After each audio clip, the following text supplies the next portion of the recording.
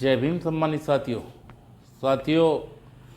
आज हम बात करेंगे उपचुनाव की, क्योंकि जिसमें बहुजन समाज पार्टी भी लड़ी, बीजेपी भी लड़ी और समाजवादी पार्टी भी लड़ी और अभी नई पार्टी उभर कर आई है जिसका नाम आज़ाद समाज पार्टी है। सम्मानित साथियों एक नई पार्टी ने बसपा और सपा की चमक ढीली कर दी, चमक कम कर दी। उस पार्टी का नाम है आज़ाद समाज पार्टी।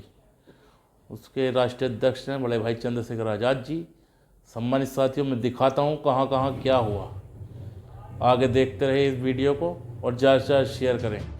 बीते दिनों महाराष्ट्र झारखंड विधानसभा चुनाव के साथ ही 15 राज्यों की 48 विधानसभा सीटों पर हुए उपचुनाव के नतीजे भी आए थे। इन उपचुनाव के नतीजों में सबसे ज्यादा चर्चा यूपी की 9 सीटों पर हुए उपचुनावों की हुई। इन 9 सीटों में से 7 पर बीजेपी ने जीत दर्ज की तो वहीं 2 सीटों पर सपा जीती। लेकिन इस चुनाव में चंद्रशेखर रावण की पार्टी आजाद समाज पार्टी भी खूब सुर्खियों में रही। आजाद समाज पार्टी को जीत तो नहीं मिली, लेकिन कई सीटों पर उसने बसपा और AIMIM जैसी पार्टी को पीछे छोड़ा है।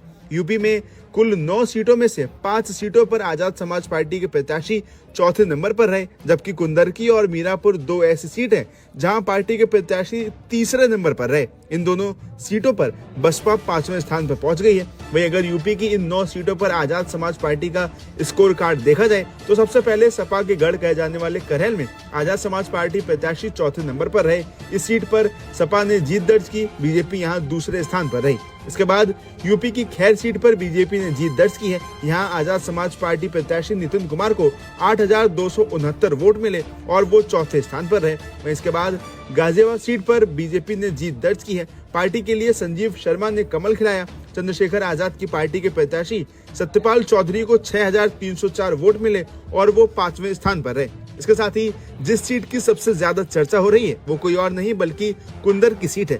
कुंदर की सीट पर बीजेपी ने बड़ी और ऐतिहासिक जीत दर्ज की है। इस सीट पर सपा दूसरे स्थान पर रही, जबकि चंद्रशेखर आजाद की पार्टी के प्रत्याशी चांद बाबू तीसरे स्थान पर रहे। गौर करने वाली बात है कि चांद बाबू को AIMIM और बसपा प्रत्याशी से ज्यादा वोट मिले हैं। इसके साथ ही मीरापुर विधानसभा सीट पर NDA के सहयोगी दल RLD ने जीत का परचम लहराया है। बात करें आजाद समाज पार्टी की तो जाहिद हुसैन तीसरे स्थान पर रहे। AIMIM और बहुजन समाज पार्टी और साथ ही पिछड़ा समाज पार्टी जैसे दलों को उन्होंने पीछे छोड़ दिया। वहीं इसके अलावा फूलपुर सीट पर बीजेपी ने जीत दर्ज की है। यहाँ भी चंद्रशेखर ने अपना उम्मीदवार उतारा था। उन्होंने शाहिद खान को टिकट दिया था, जो कि चौथे स्थान पर रहे। शाहिद खान को करीब 4500 वोट मिले हैं। साथ ही कटेहरी सीट पर बीजेपी ने जीत दर्ज की है, लेकिन आजाद समाज पार्टी प्रत्याशी राजेश कुमार चौथे नंबर पर रहे।